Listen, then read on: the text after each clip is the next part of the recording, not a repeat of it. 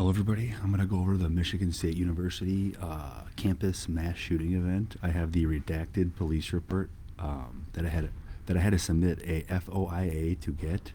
And if you go on my website and you can download the report yourself, the very first page is addressed to me, and it gives reasons why they redact. They said we're going to redact names, okay, but they don't redact everybody's name, specifically FBI agents. So I'm going to share my screen here because I just went and questioned. So I went to the police department, the Michigan State University Police Department. I posted the video on my Facebook, okay? And they have college students working there, okay? Now, they're not sworn officers, okay? And they haven't taken an oath to uphold the Constitution, meaning they can't protect any of our civil rights, okay? And we can't hold those kids liable being sworn officers. And those are MSU police cadets, okay? And they were put in charge with locking down the entire campus, which they failed to do so on time. So if the MSU police cadets did their job when they were told to at 8:20, okay, the officer at 8:20, he asked the MSU police cadets to lock down the entire campus, and they said, "We got you," okay, but they didn't. They didn't lock it down. They waited until the shooting at Union was over to finally lock it down. Okay, so I'm going to share my screen here. See if it'll let me do it.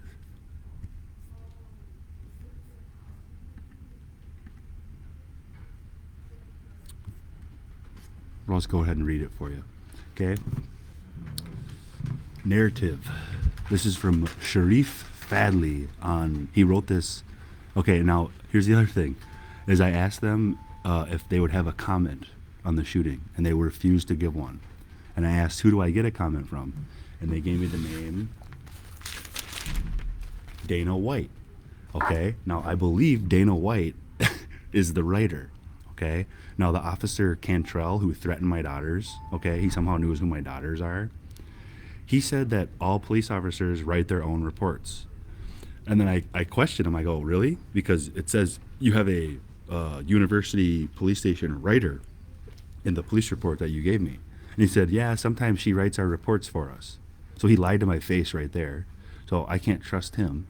Okay, but I'm going to go ahead and read this to you. On 4/19/2023, okay, at approximately 1:08 p.m., this is from Sharif Fadley. This is his narrative. Information on February 13th, 2023, at approximately 8:24 p.m., writer, who was off duty, received an MSU alert call, okay, from the MSU Police Department. Okay, now I want to stop right there. This is the first sentence we get into his report. At 8:24, they are calling a writer, okay, and the campus has still not been locked down. At 8:24 p.m. Eastern Standard Time, a police officer, as a nationally televised, this is already on the news too. The shooting is already on the news at this point. They're calling the university police station writer instead of having the campus locked down. Okay, here's the second sentence. Writer, who was the notification supervisor for both day and night shift patrols, immediately looked up the status of our night shift officers on campus via the MSU DPPS ICAD application and learned MSU DPPS Incident 23-002-6407 revealed call information showing a response date of February 13th, 2023 at approximately 8:18 p.m. and 6 seconds. Jurisdiction, MSU P-MSU Police Department. Problem, SHOOT, Hoot, dash shooting. Location, Berkey Hall. Address, 509 East Circle Drive. Okay, the writer then decides to call Deputy Chief Frosman, okay, to see if he was tracking the shooting call and to inform him that writer was headed in. Deputy Chief Frosman advised he was headed in as well. Okay, so they don't have the campus locked down. They have not apprehended the shooter, okay, and little kids are put in charge of locking down an entire 60,000 person campus, which hasn't been done so at this time. Shooter's still on the loose, and they're calling the department writer. Here we go. Writer was off duty and responding from redacted. While en route to MSU Police Department, Ryder received a call from AC Monette. I informed AC Monette. Now this is where it changes. This is first person to third person or second person, I think. I informed AC Monette that I was en route and gave him my location. AC Monette, it's like they copy and pasted this. AC Monette advised me he was also on his way. Upon arrival at the MSU Police Department, I turned into the parking lot and noticed 4 patrol vehicles docked in the back lot. I ran to my office and grabbed my helmet, vest, camera, and keys to fully marked patrol car 214. Now, there is no patrol car 214. There's only a sign in the parking lot. I was just there. There's no MSU police car 214. There's just a sign that says 214. They all start with number 7. Ryder ran emergency code. You see what they're, I'm going to say that again. The Ryder ran emergency code to Berkey Hall, knowing we only had 4 people on night shift. Okay? Ryder headed to Berkey Hall to assist responding units, and by listening to the radio traffic, it was still not known how many shooters were outstanding. Ryder arrived, so you see how bad this looks? They still don't even know how many shooters or where the shooter is at, okay? And they're calling the department Ryder, okay, to get a handle on the story and send emergency code to Berkey Hall. What code? Ryder arrived, pulled the in-car rifle to car 214. There is no car 214, okay, and called Sergeant Maroney on the duty phone. Now, the duty phone is the red phone, the bat phone. You know, we pay duties and taxes. That's a joke, but okay. Ryder arrived, pulled the in-car rifle to car 214 and called Sergeant Maroney on the duty phone. Now, Sergeant Maroney is Tracy Maroney, I believe. She was one of the first ones there. The call was made at 9:02 to see where Sergeant Maroney was, so Ryder could link up with her. Sergeant Maroney answered the duty phone and advised she was at the south side of Berkey at the door. Entry into Berkey Hall at 9:02 p.m. As Ryder entered Berkey Hall behind Sergeant Maroney, Ryder noticed what looked like 5 medics, so the medics are there before anybody else, standing to the right inside the front southern door of Berkey Hall. Ryder noticed Sergeant Tobias from MTPD, Officer Horn from ELPD, and 2 other officers later identified by Ryder as MTPD K9 Officer Blaine Anderson and LPD Detective Kara Freeman. Everyone was standing quietly. Huh? Ryder asked for a quick brief as to what had been accomplished prior to Ryder's arrival. Sergeant Maroney stated prior to Ryder's arrival, she and the medics had worked on the patients and victims. But you haven't had them in it. So here's what I want people to realize. I talked to eyewitnesses at Sparrow Hospital and at QD right by Sparrow Hospital on Michigan Avenue. None of them saw any bodies be brought back to the hospital. Keep that in mind. None of them saw any bodies be brought back to Sparrow Hospital. And they were there all night. The QD lady, she was very worried because she heard about it. It was nationally televised. So she saw the ambulances leave, and she went out there to smoke cigarettes. She was smoking cigarettes all night, right on Michigan Avenue. I had one with her. Okay? And she said they never came back. They never came back. Okay? That's eyewitness. Ryder asked for a quick brief as to what had been accomplished. Sergeant Maroney stated prior to Ryder's arrival, she and medics had worked on the patients and victims. So here's what I want people to get. These bodies should immediately have been put into ambulances. You notice how she says there's 5 medics just standing there? Okay? They didn't put any of the bodies in ambulances. It doesn't say it, so I'm going to keep reading. Sergeant Maroney advised 2 subjects went out in a load and go with GSWs to the redacted. I don't know what that means. Ryder asked where the deceased were. What? You don't know where the dead bodies are? They should be in that room, right? Should they not be in that room? And Sergeant Maroney pointed down the hall north of where the hallways intersect and to the right. I asked if primary checks were done of Berkey Hall, and Sergeant Maroney advised Ryder that primary checks had been completed.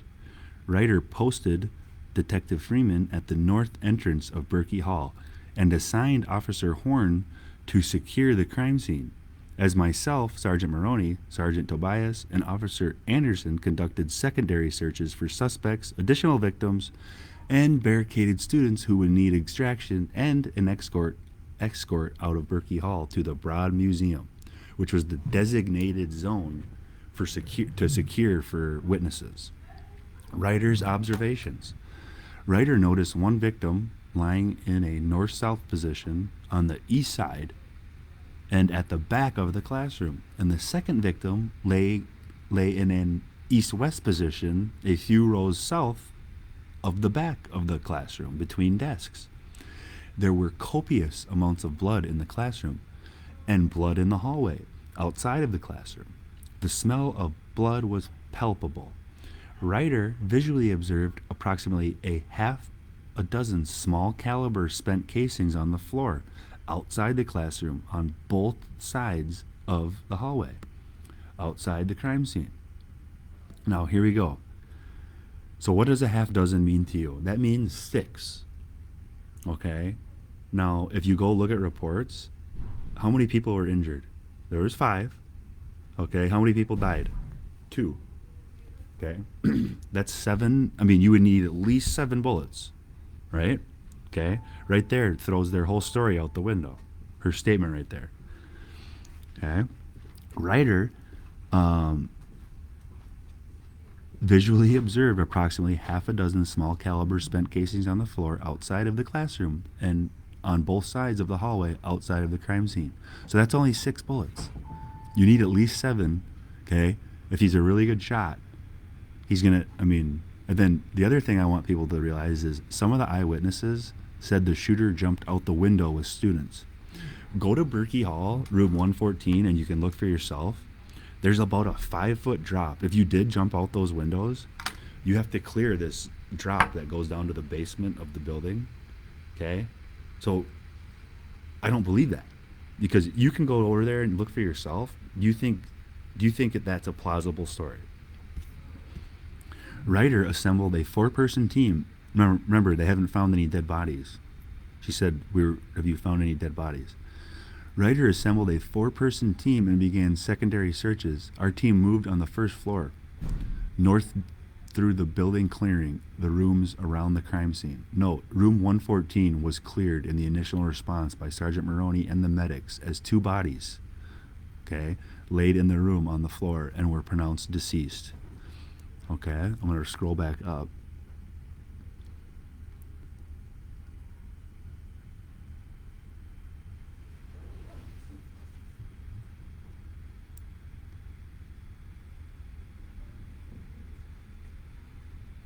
I just want to see, because in this last page she said they didn't know where the bodies were.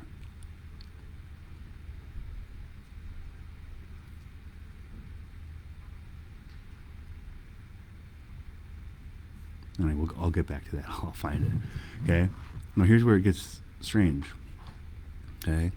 Note, room 114 was cleared in the initial response by Sergeant Maroney and the medics as 2 bodies laid in the room on the floor and were pronounced deceased. Now, here's what I want to know.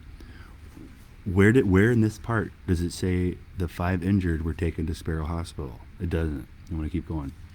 We begin to search all the rooms adjacent to the crime scene. We move north to the north stairwell and move past Detective Freeman, who was posted at the north door. We moved down the stairwell to clear all the basement rooms, offices, and classrooms that we could breach and enter. After clearing the basement, we returned to the first floor to clear the east wing. We then moved up the stairwell to clear the remaining floors. Contact update to Unified Command Post. Upon clearing many of the rooms, our team was unable to gain access to all of the rooms on our secondary search at Berkey Hall. Ryder called DC Rosman to update him at the Unified Command Post that we had finished our secondary search to the best of our abilities with the tools at our disposal. DC Rosman informed Ryder, Berkey is yours, advising Ryder that Ryder was the incident commander of Berkey Hall. She's a public relations girl, Dana Whyte. That's who this Ryder is. She's public relations. Is she an officer? I don't know.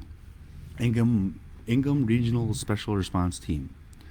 IRS RT arrived shortly after my call with DC Rosman. IRS RT members checked in with Ryder and asked what Ryder needed. Ryder directed IRS RT members to breach every room that we as a four-person team could not gain access to. Now, again, they haven't even found the shooter yet. And there's another shooting about to happen at Union as this is going on. Like, this is how dumb these people are. IRS RT members had breaching tools and spent the next few hours breaching every door, checking for additional suspects in barricaded rooms. Why don't you just get a key card? I mean, you can get into every room if you have a key, the key card. Why don't you just ask for that? You don't have to break down doors, make it so dramatic. A few hours later, Ryder heard, this is redacted, and noticed IRS RT members coming down the center stairwell just north of the south door. IRS RT members escorted redacted students who had barricaded themselves on the third floor east wing. Sergeant Maroney escorted these redacted students out of the Berkey Hall. Now, why don't they, that's a number. They give a number of students. Why don't they redact that number? Okay.